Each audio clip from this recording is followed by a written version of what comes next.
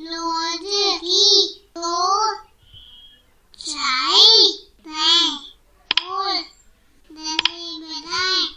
दोस्तों, तो कैसे हैं आप सब।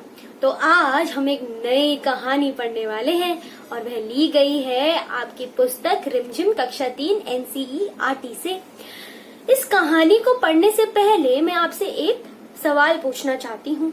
क्या आपने कभी रात में आराम से बैठकर छत में जाकर आसमान को देखा है?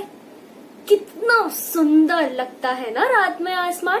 क्या क्या दिखता है हमें रात में आसमान में? हमें दिखते हैं बहुत सारे तारे, बहुत सारे बादल और एक छोटा सा चांद, है ना। अब यहाँ से तो हमें छोटा लगता है, पर क्या वो इतना ही छोटा है या बहुत विशाल है? ये आप सोचिए और मुझे बताइएगा। तो आपने कभी चांद को गौर से देखने की कोशिश करी है? ऐसा नहीं लगता कि उसकी एक आंख है या एक नाक है, या कभी कभी मुझे तो ऐसा लगता है कि उसका मुंह भी है जिससे वो कुछ कहना चाहता है। तो कभी आपने अगर गौर से चांद को देखा हो और उसमें आपको कुछ आकृतियां दिखी हो, तो वो आकृतियां क्या थी ये आप मुझे जरूर बताइएगा। तो आज जो हम कहानी पढ़ने वाले हैं उस कहानी का शीर्षक है चांद वाली अम्मा। चांद वाली अम्मा, ये कैसा नाम है कहानी का, चांद वाली अम्मा। मेरी भी एक अम्मा है जिन्हें हम घंटाघर वाली अम्मा कहते हैं। बचपन में मुझे लगता था इसको हम इसीलिए कहते हैं क्योंकि शायद इनका नाम ही घंटाघर है, पर उन्हें इसलिए कहा जाता था क्योंकि वह घंटाघर नाम की एक जगह में रहती थी। लेकिन चांद वाली अम्मा, क्या चांद में रहती हैं वो?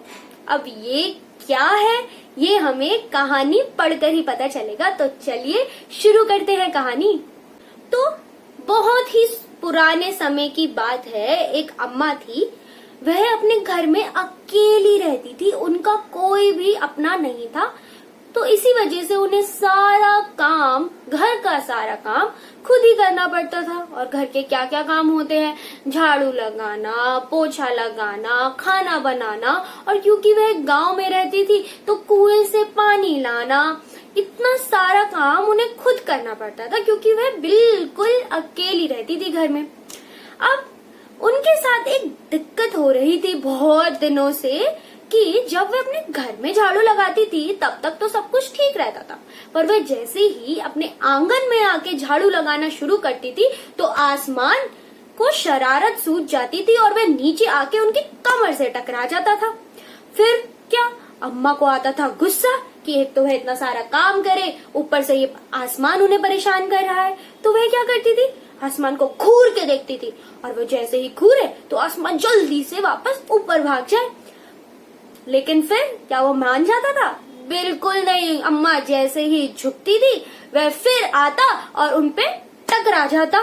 यह सिलसिला बहुत ही दिनों तक चलता रहा। अम्मा नीचे झुकती झाड़ू लगाने के लिए, आसमान आता और उनकी कमर से टकरा जाता। अब अम्मा परेशान होने लगी। एक दिन क्या हुआ, अम्मा कुएं में पानी भरने गई। अब वहाँ पे उनकी कुछ औरतों से बहस हो गई। बहस बढ़ते बढ़ते झगड़े में बदल गई। झगड़ा होने लगा और जब अम्मा घर आई तो वह बहुत गुस्से में थी कि क्यों मैंने झगड़ा कर लिया, या उन औरतों ने मुझसे क्यों झगड़ा कर लिया। अब ये सोचते सोचते अम्मा झाड़ू लगाने लगी अपने आंगन में, और आसमान क्या, आसमान अपनी आदत से मजबूर वह नीचे आया और उनकी कमर से टकरा दिया। अम्मा को आया गुस्सा इस बार। पहले तो अम्मा सिर्फ घूरा करती थी, इस बार अम्मा ने उठाया अपना झाड़ू और ऐसे मारने ही लगी, वैसे ही आसमान ऊपर चला गया।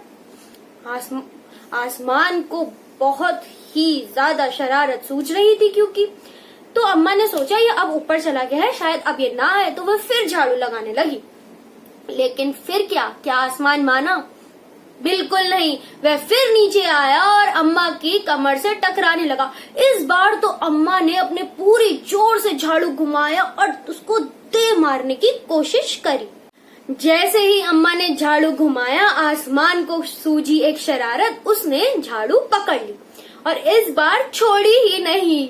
तो अब क्या हुआ, यहाँ से अम्मा ने झाड़ू पकड़ी हुई, यहाँ से आसमान ने, और दोनों के बीच में रस्साकशी शुरू हो गई। दे मेरा झाड़ू, अब नहीं छोड़ूंगा, दे मेरा झाड़ू, अब नहीं छोड़ूंगा। तो ये करते करते अम्मा थक गई। अब वह कब तक उस आसमान से लड़ती। तो आसमान ने क्या किया, झाड़ू नहीं छोड़ी, अम्मा के साथ झाड़ू को ऊपर ले जाने लगा। तो अम्मा बोलती, छोड़ मेरा झाड़ू, मेरे पास एक ही झाड़ू है। तो आसमान बोलता, मैं नहीं छोड़ूंगा। अब अम्मा ऊपर उठने लगी आसमान के साथ साथ। तो उसने बोला, अरे मुझे नीचे छोड़ के जा, मुझे क्यों ले जा रहा है ऊपर।